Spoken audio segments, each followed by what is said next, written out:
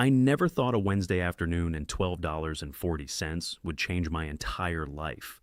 But that's exactly what happened. I was working the counter at my aunt's flower shop in West Asheville, the kind of small place with bells on the door and the smell of eucalyptus baked into the walls.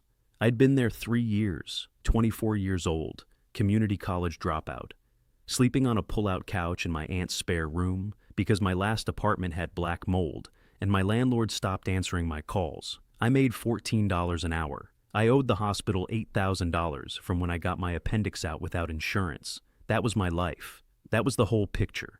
It was a slow Wednesday in late October, gray sky, the kind of damp cold that gets in your bones. I'd just bought myself a small bouquet, white roses and one stem of pink lisianthus, because it was my mom's birthday and my mom had been dead for 6 years, and I always bought myself flowers on her birthday and put them on the windowsill of whatever room I was living in. $12.40. Aunt Rosa let me have it at cost. The bell rang. An older man walked in, maybe 75, thin, neat, wearing a wool coat that had been nice once, 20 years ago. He had his hat in his hands, his hair was combed, he'd shaved that morning. I could tell because he'd nicked his jaw, and the little cut was still pink. "I'm looking for roses," he said. "Red ones. A dozen, if I could." I smiled and walked him over to the cooler. Our dozen reds ran $65 that week. Wholesale had jumped, the supplier in Miami had passed it on, the whole industry was a mess. I told him the price as gently as I could because I already knew. You learn to read people fast in retail. You see it in their shoulders. He nodded once, polite. Then he reached into his coat pocket and pulled out a folded brown wallet, and he opened it slowly, the way people do when they already know what's inside. "I have $32, he said. He didn't say it like he was negotiating. He said it like he was apologizing, like he was embarrassed for taking up my time. He started to put the wallet back. "It's our anniversary," he said. 49 years. She passed in March. I always brought her red roses. Every year. I thought I could still—" He stopped. He gave me a small smile, the kind men of that generation give when they don't want a woman to see them cry. "I'm sorry. I'll figure something else out. Thank you for your time, miss." He turned to leave. "I'm going to tell you something honestly. I didn't think, I didn't weigh it. I didn't run the numbers in my head about my hospital debt or my pull-out couch or my mom's birthday.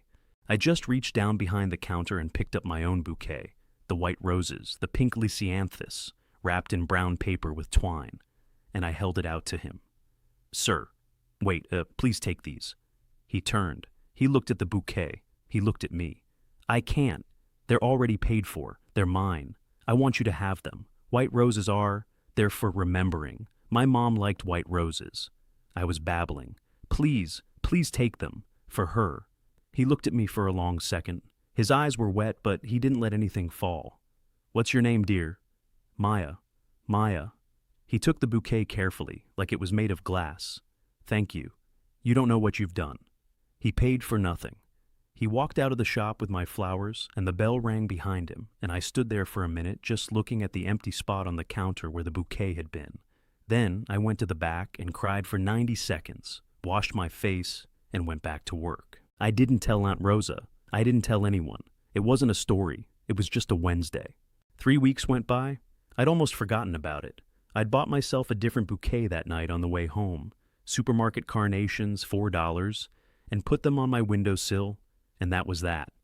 Then, on a Thursday morning, a black SUV pulled up outside the shop, and a woman in a charcoal suit walked in, carrying a leather portfolio, and she asked for me by name. "Are you Maya Reyes?" I thought I was being sued. I genuinely did. I thought somehow the hospital had found a new way to come after me. "I'm Patricia Vance. I represent the estate of Mr. Walter Brennan. He passed away last Friday. I was hoping we could speak privately for a moment." I felt the floor tilt.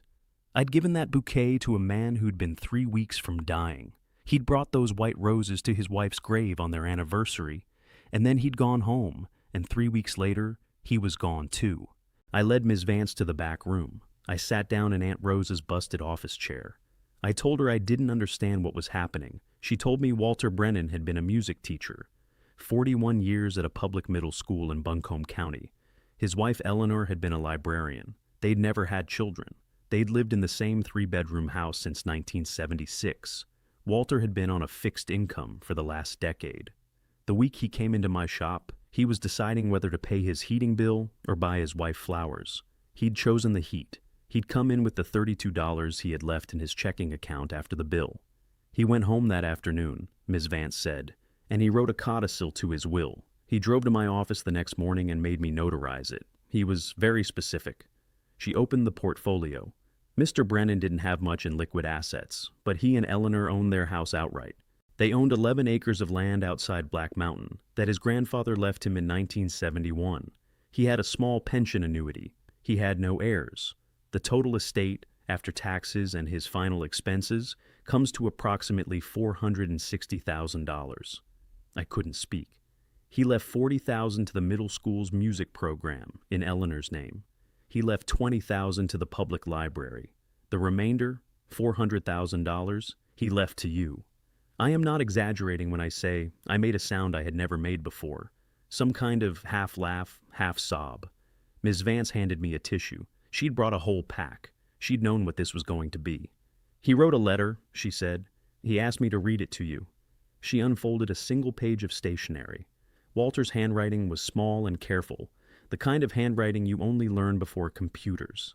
Dear Maya, by the time you hear this, I'll be with Eleanor. I'm not afraid. I've been ready for a while. I want you to know what you did. You didn't give me flowers that day. You gave me proof. After Eleanor died, I started to believe that the world had gotten ugly and small, and that people had forgotten how to be kind to strangers. I came into your shop already half decided to stop trying. And then you handed me your own bouquet, and I knew you'd bought it for someone you loved, and I knew you didn't have it to give, and you gave it anyway. Eleanor and I never had a daughter. If we had, I think she might have looked at the world the way you do. Please don't spend this on something practical. Pay your debts. Buy yourself a small house with a real kitchen and a window that gets the morning sun. Plant a garden. Put white roses in it for your mother. And the next time someone walks into your shop with $32 and a story, you'll know what to do. Yours, Walter. I paid the hospital that month. I bought a one-bedroom bungalow off Haywood Road with a backyard the size of a postage stamp. I planted white roses along the fence.